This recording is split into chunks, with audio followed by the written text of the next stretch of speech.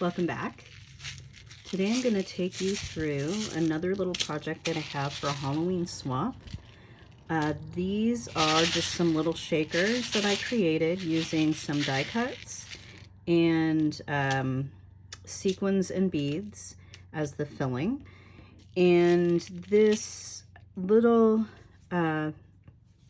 skeleton silhouette that I have is one that has been in my stash for some time. I don't know who made it, but it must have been in my bin for like 5 years. So, and that's before I was interested in kind of tracking, you know, who made things or, you know, what lines they were from. So I'm going to take you through how I do one of these. I already did the die cutting. Here's some weird slow-mo video of me doing some die cutting with my Gemini. So here is my base, and here's the frame. So I used the same die for the frame part, but I did use, of course, another circle die and cut out the middle. And one of these gals. So I had a hard time, so I have some different thicknesses of acetate, some different types, and I had a really hard time. I could not get anything to cut with my machine, and I use a machine. I have a Gemini, so it has a motor, but I still couldn't get it to cut. I tried a couple different sandwiches and then gave up. I was ending up with something like this, which puts the impression in, but doesn't really obviously cut it out. So what I ended up doing is taking one of these, and I cut in between the scallop part and this little line, and was able to get something that is pretty close to what I needed. And so these dies have an orientation. This is where the die goes in, and this is where it comes out on the bottom. So I'm going to glue the acetate to this side. And it's not super tricky, but of course it's a thin area, so I want to just put a small bead of glue all the way around and just lay the plastic on top of it so it adheres without having to kind of smash it down.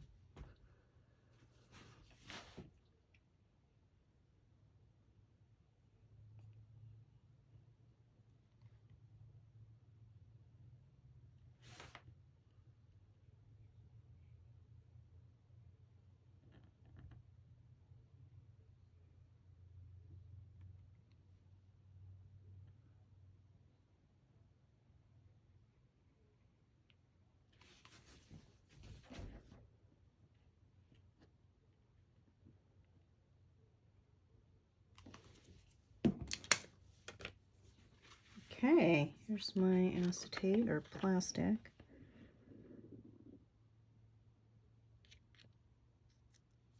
Just right on there. I think that looks.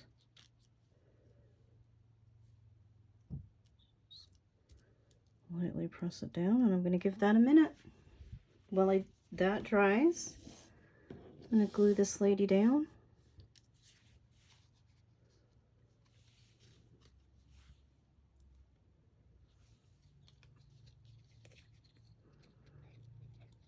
Had a little bit of a struggle getting some of these smaller parts with the glue on them, but towards the end here, I just took a little bit of the glue, put it on my finger, and kind of put it on this part right here, and glue her in.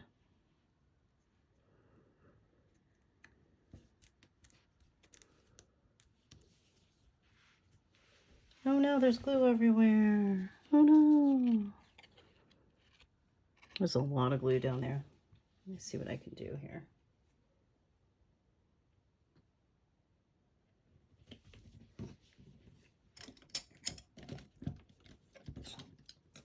Find something that I can just pick the glue up, be without making a bigger mess or smashing it down too much more.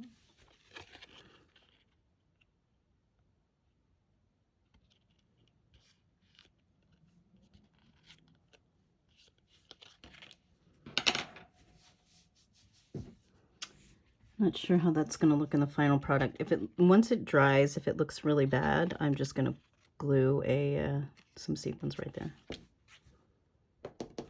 In these ones, I glued 3 sequins down. I like to do that just because it makes it look a little more interesting, you know, when it's sitting flat or when it's sitting up. And also, stuff tends to get stuck sometimes, like in the corners or under the foam. And so then it looks kind of natural when they're kind of just stuck all over the place. So I did 3 on each of these. All right. So in order to create the shaker element, or the shaker itself, I am again using scrapbook.com premium foam adhesive strips. So these are these, and I used them in another video this week. I'm going to take a full one. These are easy to cut down. They are, so of course they're foam and adhesive, so they have adhesive on both sides. And the key to manipulating adhesive or foam when you're not using like a straight line is to take the backing off of both sides. So of course it's a little sticky, but this makes it much easier to kind of just move around as you go and bend it a little bit at a time.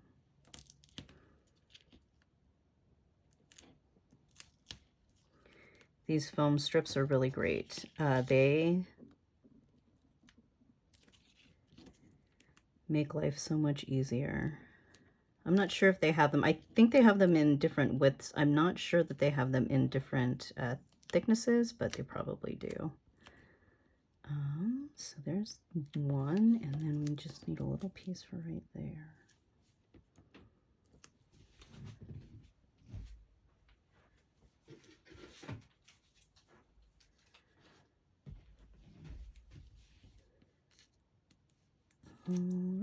All right.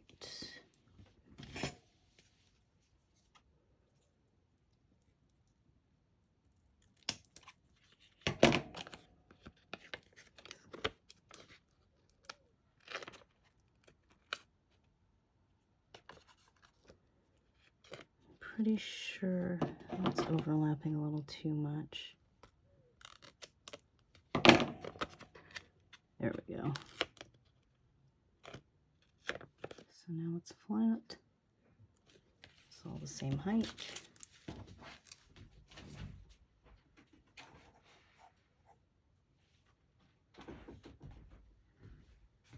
And today I'm going to go ahead and use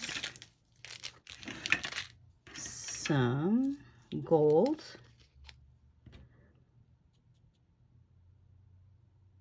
sequins.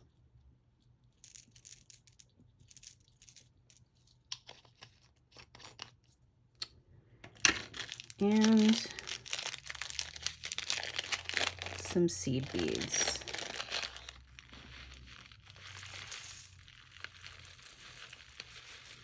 So I don't know how people decide the balance of how much stuff goes in their shaker, but one of the 3 that I've already made, you can barely see that there's a silhouette in the back, just because I put so much stuff in it, but that's how I do. And now I'm just going to lay this in here and try to, of course there are scallops on both this bottom piece, the frame, and this piece. So I'm just going to try to line them up, but they might be off just a little bit.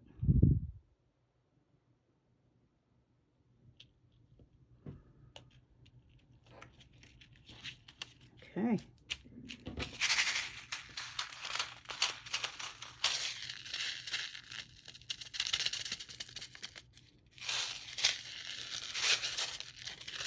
So there you have it. My little silhouette picture frame shaker for my Halloween swap. I'm just going to play with this for the rest of the day. Thanks for watching another video. If you liked it, please give it a thumbs up, and I will see you in the next one. Everyone have a wonderful day.